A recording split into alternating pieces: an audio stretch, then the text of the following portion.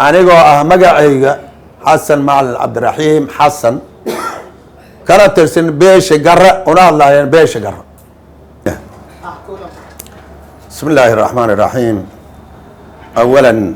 بدك ماشان كسوقي بقلي شركان كسوقي بقلي ننكس منصبك أولاي هاي كل سلام يا سلام تاسن وسلامة إسلامك. السلام عليكم ورحمة الله وبركاته. أما بعد موضوعا ما توعوك سابسين هاي كهذا الكديغان قبل كشبيل هذا هو سائي الدولة كوفر قلبين مركك واد وحان لا يحي دولة كوفر قلبين لستان كقولها ديغان قبل كبراوة أما مقالة مدح قبل كبراوة ومقالة مدح سيدان وأقوانسن هاي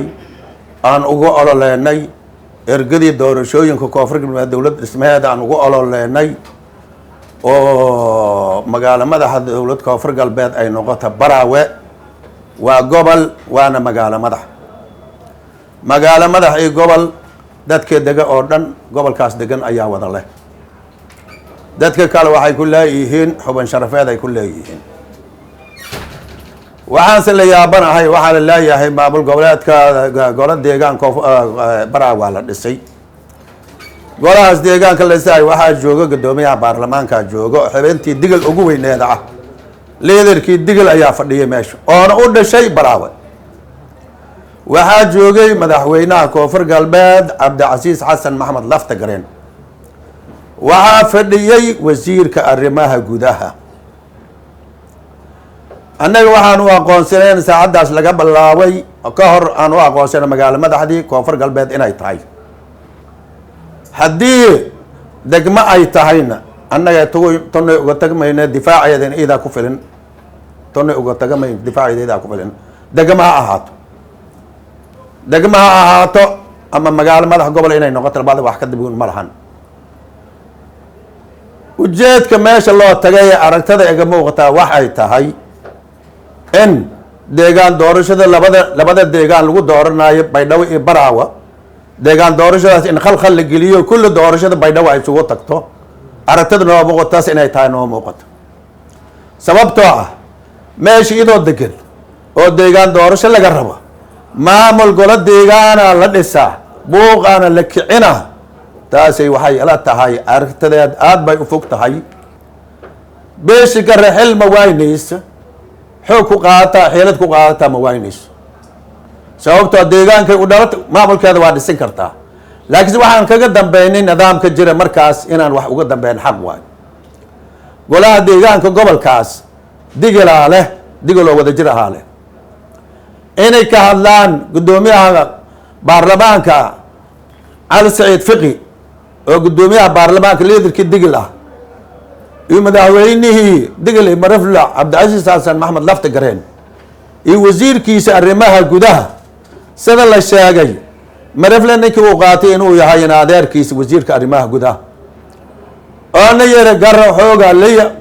leey malaakan ani qaaday xubintaas taasina waxa waa adduunyada foolxumadeeda waay ta ugu foolxun waay taas waa wax lagu xisaabtamo ragna ku xisaabtama waa wax lagu xisaabtamo ragna ku xisaabtama waay annaga wala hadalaan taagana ma rabna inaan buuqi rabshada kala kicino hadalaan taagana deegaanka aan wada tasha lagu dhisin Soomaali hore waxa tarsafar aan isku odko ahayn aqalkeeda waa la boobayaa hadda waa la qasay waana laga soo tagay dadkii waxa laga sii qaalanaya annaga in badan baa sugnay ama wada hadal baan rabnay in badan waa hadalnay maamulka koonfur galbeed waxyaabaha ka khaldan dadka deegaanka wuxuu annaga waxaan mas'uul ka nahay bulshadeena mas'uul ka nahay bulshada aan mas'uul ka nahay inay wax dhibto in la dhiban diyaar uma nihin annaga in dib loo geysto diyaar uma nihin ina iyagan dib geystaan diyaar uma nihin waxaan leenahay mudane madaxweyne madax meel ka sareeyay la taabta malahan mas'uuliyadaas adaa qaadaya adaana qabo goobtaad fadhiday digilka odayaal buu leeyahay ugaasi aan leenahay nabadoon aan leenahay in laga wada tashada magaalo madaxweyne in la yiraahdo haddii degmo ay ahaan leed annaka kama anaan hada sheemba haddii degmo ay ahaan leed kama anaan hada sheemba haddii ay arrintaas degmo ay loo aqoonsadana annaga magaalo madaxa ka waa raadinaynaa dad baa ilaahay naga dhigay deegaan baan leenahay magaal madaxda kale meel kale waa guuraynaa waa ka guuraynaa baraa waa ka guuraynaa meel kale aan u weecanaynaa taas magaalo madaxa nooma noqoto isagoo madaxweynaha fadhiya laglajansiga lagala weli ilaa hadda aan la xallin aan laga hadlin dhibaatada taagan mas-uuliyadda dhacaysana inaad idinka leedihiin horta ogaado barnaamijkaas waxaan rabnaa in la xalliya wala diyaarana in la xalliyo waxaan diyaarnaa in la xalliyo in laga wada hadlo deegaan doorashada sidiisi u dhaco diyaaraan u nahay golo deegaan in sidoo loogu doorto la isugu yimid diyaaraan u nahay haddii sida loo dhis ay tahay wax wada shaqeynaha nagama dhexeeyaan sababtoo mas-uulba kama nihin fiqi khaasatan waxaan leeyahay leedarka digil adiga waay ninka aan la xisaabtamayna waa adiga doorashaad rabtaa berika maalin madaxa waxaad rabtaa ki kalaad rabtaa deegaanka inaad xukuntaa rabtaa diyaaraan kulanahay haddaad diyaar tahay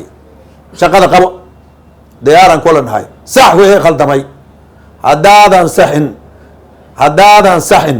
digil adaa kala jarjaray adaana kala gogooyo adaana xisaabtaas aday ku taalo assalaamu calaykum waraxmat ullahi wabarakaatu